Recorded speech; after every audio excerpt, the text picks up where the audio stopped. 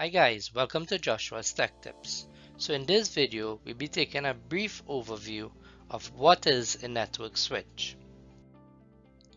So some of the basic features of a network switch are: they operate at layer 2 of the OSI model, they forward data based on MAC addresses, as well as they are used to facilitate local network communications. OSI model is a framework that we use for network communications.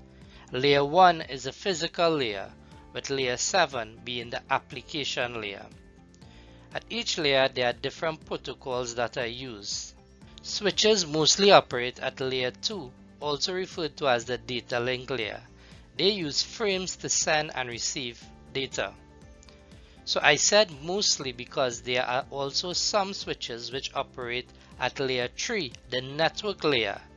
They actually do routing, so they use IP addresses to send and receive data.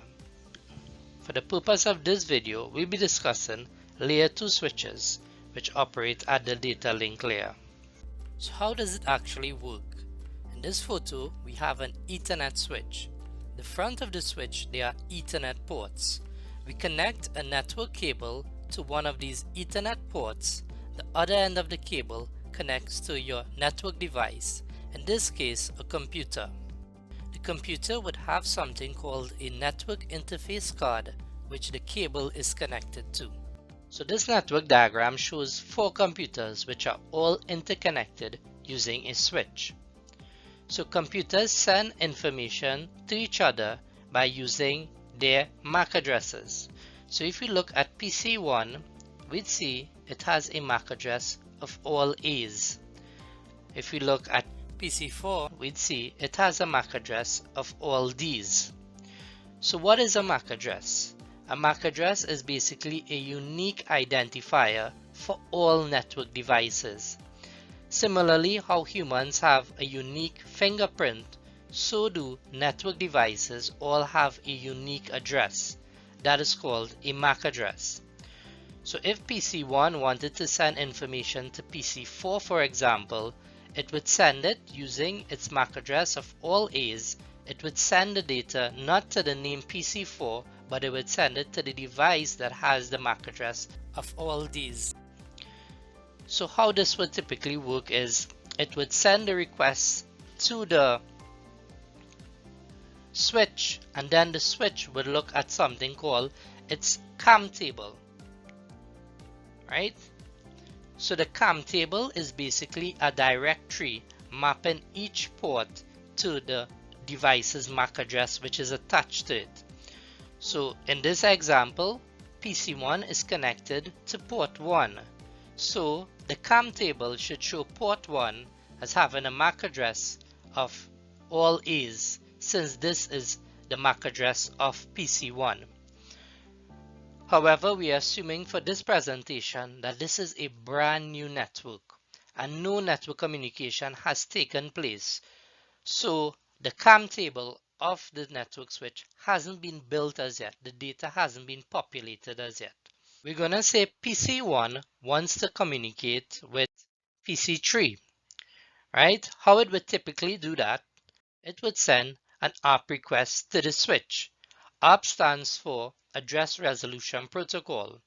So it would send this request to the switch saying that MAC address A of all A's wants to send data to the MAC address of all C's. The switch would then look at its CAM table and it would say, well, I don't have any data as yet as it pertains to where MAC address C is. So what the switch will then do is that it would flood all of its ports with this request. So basically, it would send the request out of all of its network Ethernet ports except the port which it received the request from. So it would send the request out of port 2, port 3, port 4, and not port 1 because it actually received it from port 1, asking who has MAC address CCCCCCC. All right, then all of the devices would then look at their MAC address. PC4 will say, I don't have that MAC address because my MAC address is all D's. PC2 will say, well, my MAC address is all B's. But PC3 then would respond, So I just want to show you something. The switch actually learned the MAC address of port 1 in the process. Because it received the request on port 1, it was able to learn the MAC address for port 1, which is all A's, and it has inputted that into the CAM table. And PC3 would now respond to the switch and said, well, I am the one who has the MAC address of all C's. So now the switch has another entry in its CAM table. It is associated port 3 with the MAC address C of all C's for that port. So by this process continually repeating itself, the network switch will eventually learn all the MAC addresses for the associated ports and build its CAM table. This process usually takes place within a few seconds or a few minutes of the network switch being booted up. So it's pretty fast. So once the network switch populates its CAM table, it will no longer need to send broadcast requests to find out which MAC address is associated with which port.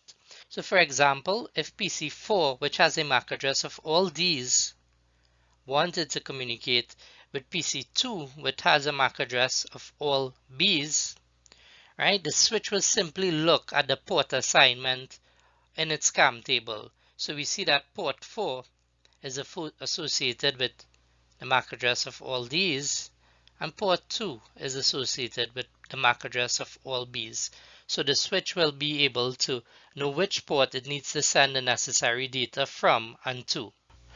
That brings us to the end of this video, guys. Please like and share, and if you like the content that I've been providing, be sure to subscribe to my YouTube channel and click on the notification bell to be notified once a new video is released. Thanks again for viewing. See you soon.